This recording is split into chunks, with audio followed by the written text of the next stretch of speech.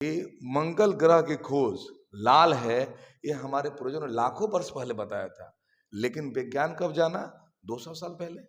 चांद की दूरी इतनी है, सूरज की दूरी इतनी है, हमारे यहाँ लाखों वर्ष पहले बताया गया कितनी दूरी है।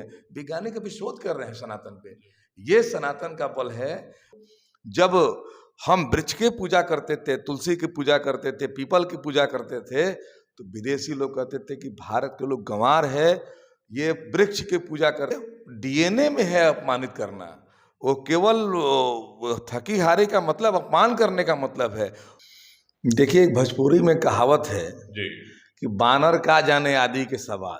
जी। जिस व्यक्ति का अपने दल में कोई सम्मान नहीं है, राष्ट्रीय अध्यक्ष है, राष्ट्रीय अध्यक्ष है, कभी राहुल गांधी उनको उठा के उधर के कुर्सी पर बैठा देते हैं।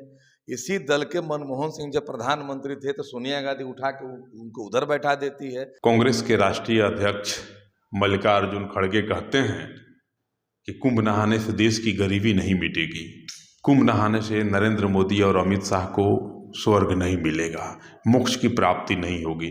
खड़गे इतना ही पे नहीं रुकते हैं, आगे कहते हैं कि कुंभ नहा लेने से अमित शाह और नरेंद्र मोदी किसी भी जन्म में स्वर्ग में नहीं जाएंगे। वो लोग इतना पाप कर लिए हैं जीवन में कि 7 जन्मों तक अगर दोनों लोग कुंभ में स्नान करते हैं, बावजूद इसके उन्हें मोक्ष की प्राप्ति नहीं होगी।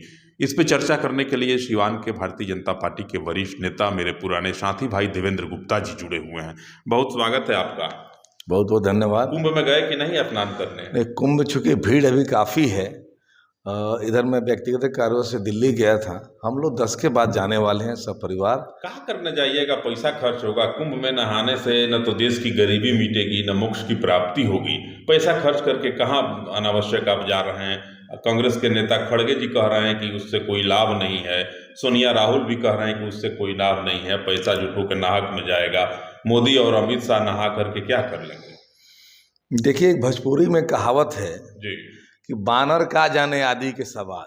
जी। जिस व्यक्ति का अपने दल में कोई सम्मान नहीं है, राष्ट्रीय अध्यक्ष है, राष्ट्रीय अध्यक्ष है, कभी राहुल गांधी उनको उठा के उधर के कुर्सी पर बैठा देते हैं।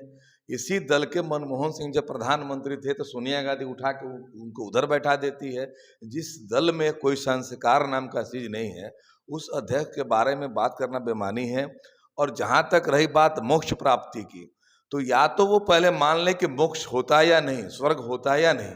चूंकि उनका जो बयान है वो दो तरफा बयान है कि कभी मोक्ष प्राप्ति होगी नहीं नरेंद्र मोदी को, अमित शाह को।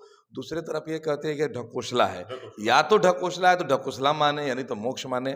और मैं ये कहना चाहता हूँ, जो उनका विदेशी जो मानसिकता है, कांग्रेस पार्टी के जितने शीर्ष के नेता हैं विदेशी मानसिकता वाले लोग हैं। वो जब हम वृक्ष की पूजा करते थे, तुलसी की पूजा करते थे, पीपल की पूजा करते थे, तो विदेशी लोग कहते थे कि भारत के लोग गंवार है, ये वृक्ष की पूजा करते हैं, पशु पक्षी की पूजा करते हैं। क्योंकि हम सब में देवता मानते हैं, पत्ता पत्ता देवता नाम।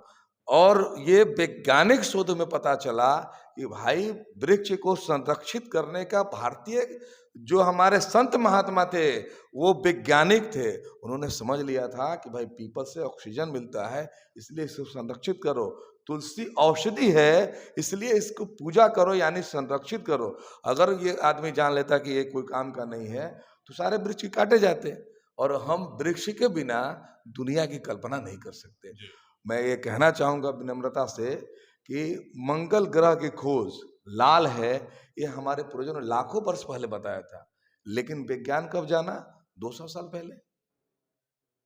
बृहस्पति का रंग इस प्रकार से है, चांद की दूरी इतनी है, सूरज की दूरी इतनी है, हमारे यहाँ लाखों वर्ष पहले बताया गया कितनी दूरी है। वैज्ञानिक अभी शोध कर रहे हैं सनातन पे। ये सनातन का बल है। और वो एक टाइम आता है 12 साल के बाद कि जब ग्रह सारे जो है एक सीध में होते हैं, तब जाके कुंभ होता है। तो इनको ये पता नहीं, हमारा जो धर्म है साइंटिफिक है। गंगा के अंदर आपको पता है कि गंगा का जल आप लेके ला के रखते हैं, सैकड़ों साल रख देंगे तो उसमें कोई कीटाणु नहीं लगते हैं। इस प्रकार से औषधीय जल है वो। जहाँ से गंगा का उद्गम है, वहाँ केवल और केवल औषधि है। आप केवल उसका पानी पिएंगे, पहाड़ के लोगों के बाद आप जीवन जाएंगे, उत्तराखंड के लोग जहाँ से गंगा का उद्गम है, तो वहाँ के लोग उसका पानी जो पान करते हैं, उनको कोई औषधि की जरूरत नहीं होती। हम तो भारतीय लोग विदेशियों लोगों के चक्कर में आके हम लोग दवा खाने लगे, नहीं तो हमारे यहाँ औषधि केवल और जड़ी बूटी थे जो हमारी भारतीय परंपरा, भारतीय ऋषि मुनियों ने, ऋषि मुनि मतलब वैज्ञानिक, केवल पूजा पाठ करना नहीं, ऋषि मुनि यानी वैज्ञानिक, वो शोध करते थे। कुंभ पे खड़गे साहब का बयान आप देख रहे थे, उसके बाद राष्ट्रपति द्रौपदी मुर्मू जी के खिलाफ भी जो है थकी हुई महिला, हारी हुई महिला, इस तरह के शब्दों का प्रयोग सोनिया गांधी ने किया सदन में जब राष्ट्रपति जी का बजट के पहले अभिभाषण हो रहा था। इस पर क्या कहेंगे? राष्ट्रपति के प्रति इतना जो है महामहिम के प्रति इस प्रकार के शब्दों का प्रयोग सोनिया जी के माध्यम से किया गया। देखिए, कांग्रेस के लोग शुरू से महामहिम के पद पे जो रहा जी उसका इन्होंने अपमानित किया, खासकर दलित वर्ग के लोग, अनुसूचित वर्ग के लोग। अभी की महामहिम हम लोग की श्रीमती द्रौपदी मुर्मू आदिवासी समाज की महिला हैं, बहुत निचले क्लास के परिवार से आती हैं, उनका अपमान। और आज़ादी के समय डॉक्टर भीमराव अम्बेडकर जब पहली बार चुनाव लड़े तो कांग्रेस ने उसमें प्रत्याशी देके उनको हराने का काम किया। हम उनके भारतीय जनता पार्टी के लोग उनका अति सम्मान करते हैं, लेकिन कांग्रेस के लोग हमेशा इस दलित समाज, पिछड़ा समाज, आदिवासी समाज, वंचित समाज को केवल अपमानित करने का काम सोनिया ने कांग्रेस के कहा लोग कि राष्ट्रपति जी थकी हुई महिला हैं, हार चुकी हैं। उनके डीएनए में है अपमानित करना। वो केवल थकी हारी का मतलब अपमान करने का मतलब है।